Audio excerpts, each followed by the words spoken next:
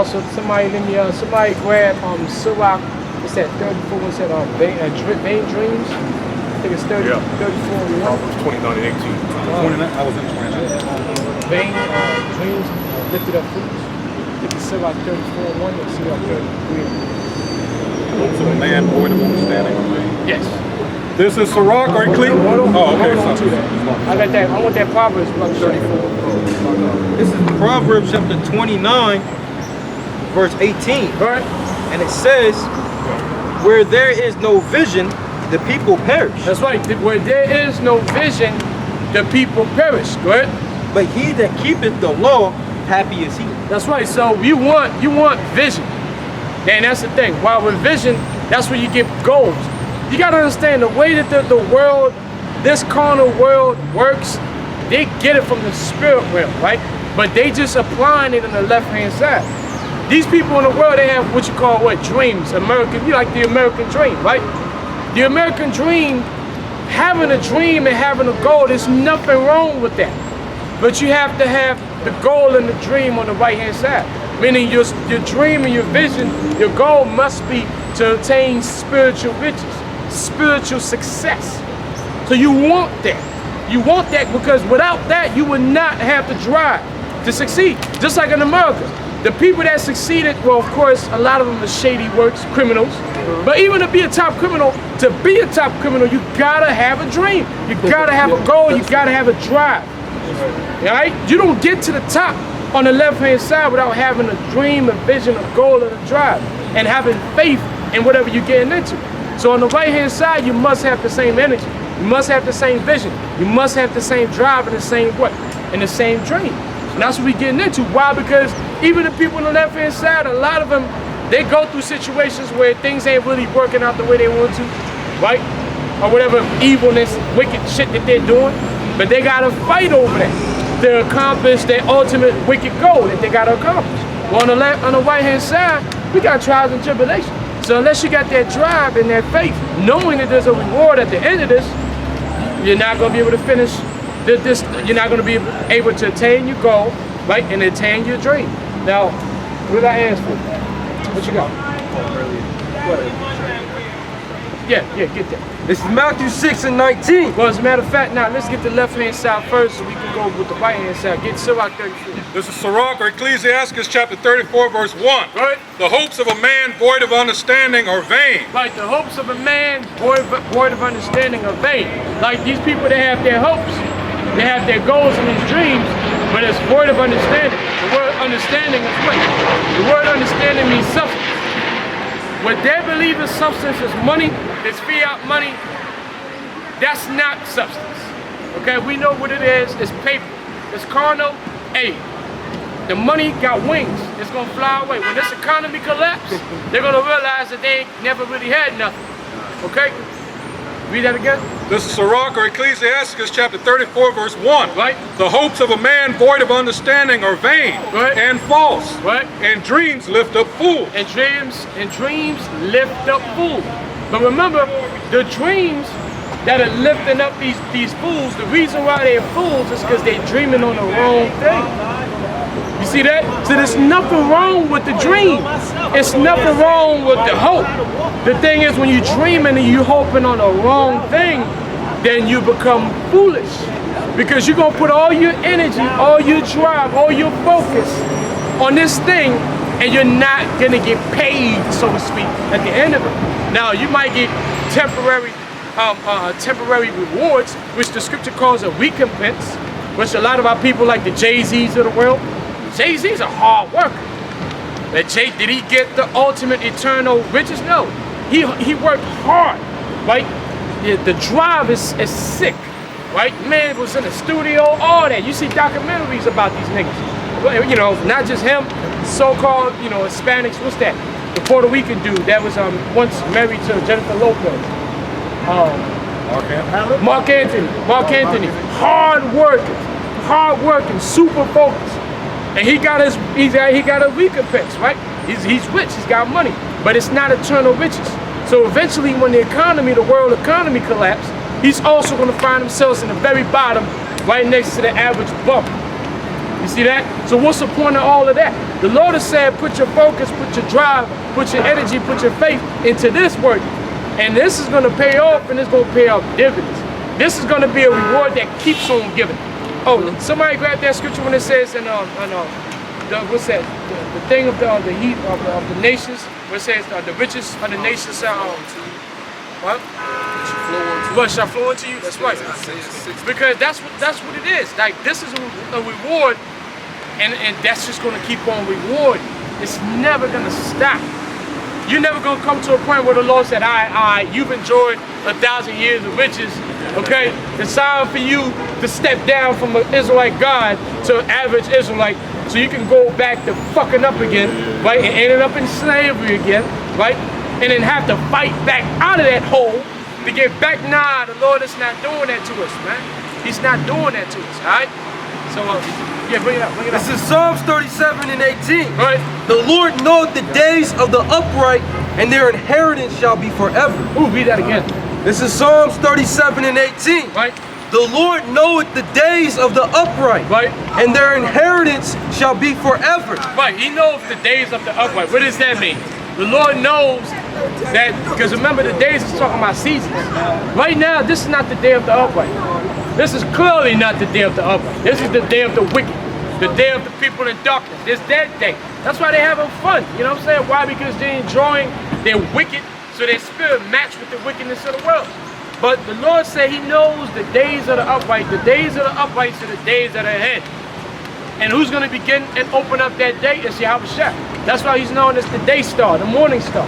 He's going to bring forth the beginning of the days of the upright, which is the kingdom of heaven, physically established on earth. All right? The rulership of so-called Negroes, Hispanics, and Native Americans, man. Elect, right? Now that's on that. Go back to, Sirach. Let's go back to Sirach. This is Sirach chapter 34, verse 1. Right. The hopes of a man void of understanding are vain, Right. and false. Right. And dreams lift up fools. And dreams lift up fools, man. Hey, brother, can I ask you a question? Do you believe in the American dream? What context is you using? Well, the context of our financial riches. Do you believe in it? And do you believe that that's the way of prosperity for our people? You know, Negroes, the minorities, Negroes, Hispanics, and Native Americans. I answer no to that. Great, we wait. I'm right there with you. But I want to know why your answer is no. There's a reason to every answer. Because, man, I kind of like, I'm 47 years old and I'm a little bit more enlightened to how the world, works and how the masses, or should I say the government, Right. has control over everything. And I know basically, like you said, when you say the American dream, so to me is they are lining us up to follow their format. And right. I know that that's not the only way that can get, some money. Absolutely. That's right. Absolutely. And we are total agreements, you know what I'm saying? Now, the thing is that, as when you're dealing with the American dream, when you're dealing with, climbing up the ranks in society with the big boys in Hollywood, there's a lot of stuff you gotta do. It's spiritual, but it's not the good kind. It's a lot of, ceremonial things, things that you gotta do that normally you ain't supposed to be doing. I know you know about the casting couch, you know what I'm saying? I know you know about these spirit cooking sessions, all right? When people get tied down and they get slashed up and sacrificial. Now, when you're doing that, you go into a realm where you start dealing with gods. You're making sacrifices with gods to get rewards. Now, what we are talking about, we talking about success. We talking about dreams and hopes. But our dreams and hopes is based on our power, our God, which is the God of the Hebrew Israelites, okay? Which is the God of the Bible, the true God of the Bible, not God in Jesus Christ, no. We're the Hebrew Israelites. Our God is the power of the Hebrew Israelites, okay? And he's telling us, let me get Joshua 1:8, and when he promised us this. He told us in the spirit, if you give up on the American dream, right, and you buy into my heavenly dream, I'm gonna promise you rulership over everybody else on this planet. Forever and ever and ever. You tell me. See, we all businessmen, right? We like deals, right? If a man gives you a deal, like the white man, the Caucasian man, right? He gives you a deal, the possibility, because remember one thing about the American dream, it's not a for sure thing. A lot of people have tried and many have failed. So the white man gives you a dream, said, well, you bow down, kiss my ass, and so on and so forth, and you might get a chance to be rich in America, all right? But the Most High, the power of the Bible said, you get that up, I promise you, you're gonna rule over all the nations, and you're gonna live forever and ever, and be a God. You tell me, brother, what's a better deal? A better deal. It's all about deal making. What's the better deal? What's the better offer? Okay, okay. Deal with that. You know what I mean? A better deal for me, in my understanding of how I operate out here. Like I been shot 20 times, man. You know, in my head, I got fake legs and everything. You know, my thing now is about faith. If I have faith, you know what I mean, I'm gonna be rewarded more than money. Yes. And you know, but in this world right now, money controls everything. If you ain't got it, you're not necessarily heard. But outside of that, right, you know, when I focus on my faith, right, then I'm gonna be rewarded more than I can expect or even can imagine. Right. It might not happen today, it might not happen when I want it. Right. But if I continue to live, you know, on the correct way and walk that right path, right, I can't go wrong. Now, see, what you just said, it sounds great, but the thing is, if you're talking about faith, that means you're talking about having faith on a God. Now, what is your higher power? What is your God? Because you say you're Moor. All right, now we can get into the history of the Moors. Now, if you know your history, if you know the history of the Moors, you know the Moors, of course, was a combination, right? A combination of Arabs and Negroes, right? That were into Islam. I'm sure we know that. So we're not gonna go too deep. We're gonna touch on the top. So you had that combination, but you also understand that the Moors got their behind handed to them. At the end of 7-11, they had a good run, right? They ruled over Spain and some of these areas in Europe, but they got their you-know-what handed to them. And there were frictions, set up this line out, and there were frictions even between him and the Moors. Why? Because the Arabs, which were the natural believers of Islam, right? There was always friction with the Negroes, which were not natural descendant of Islam and the Islamic religion. Because the Negro man, so-called Negro, converted into Islam, but the Arab is the originator of Islam. So you're always gonna have that friction. So basically, when you say you're a Moor, that means you converted into that. You're not a Moor by nature.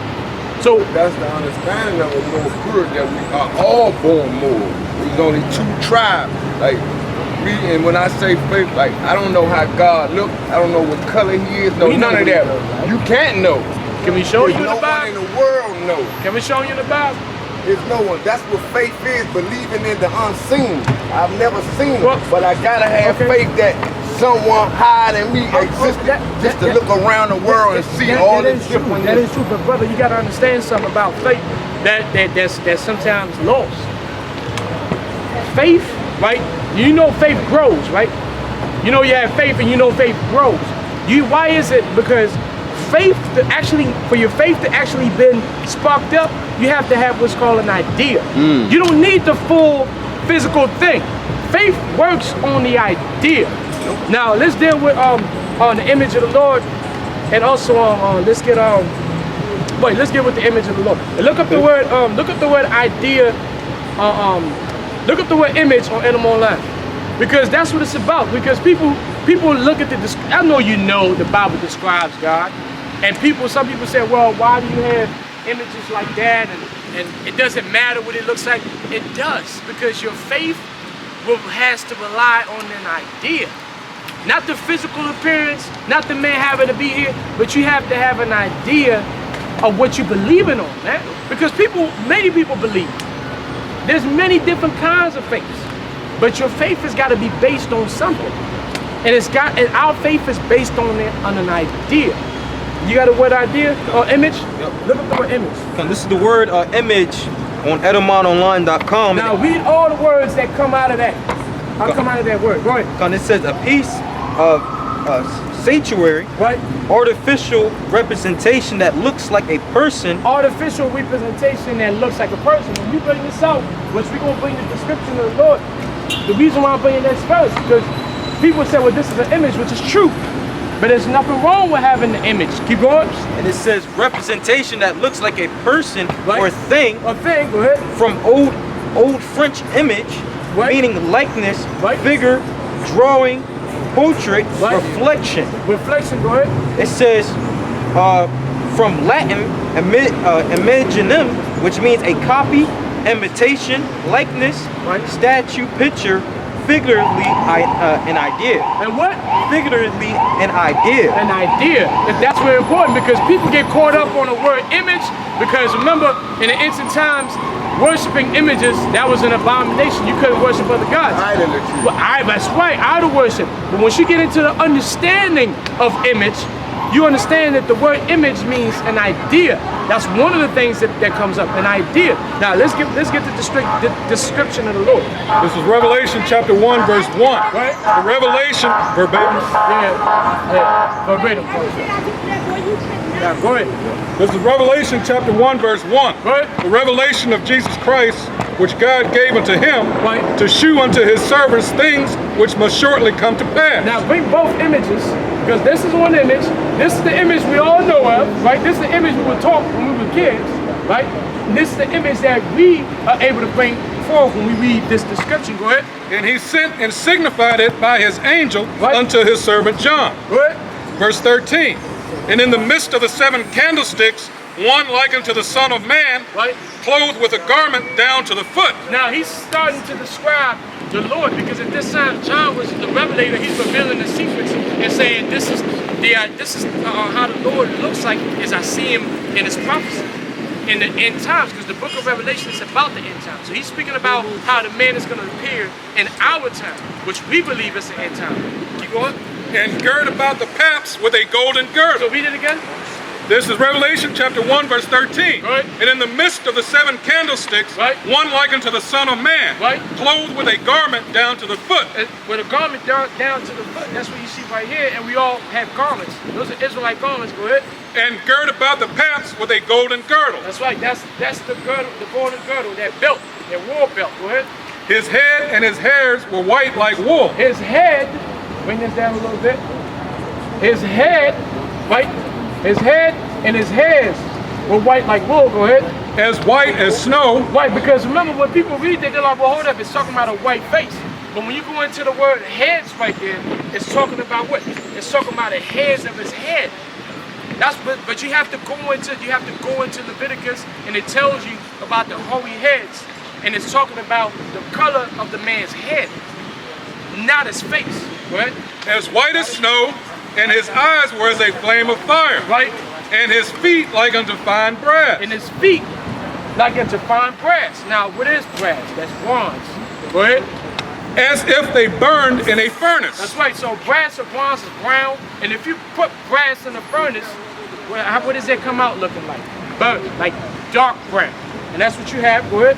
And his voice as the sound of many waters. Right, meaning he had a big bass. You know what I'm saying? He had that trumpet that came out. Now, what the scripture has done right there is giving us bits and pieces. It didn't say, well, he was 6 feet.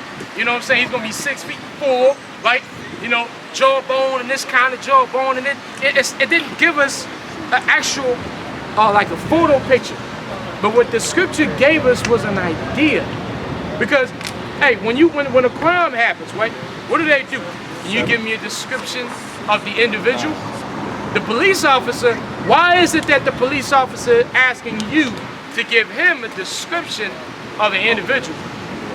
So he can get what? So he can get an idea of who he's looking for. That's what the scriptures have given us. An idea. So we can base our faith on the idea. That's why it's important.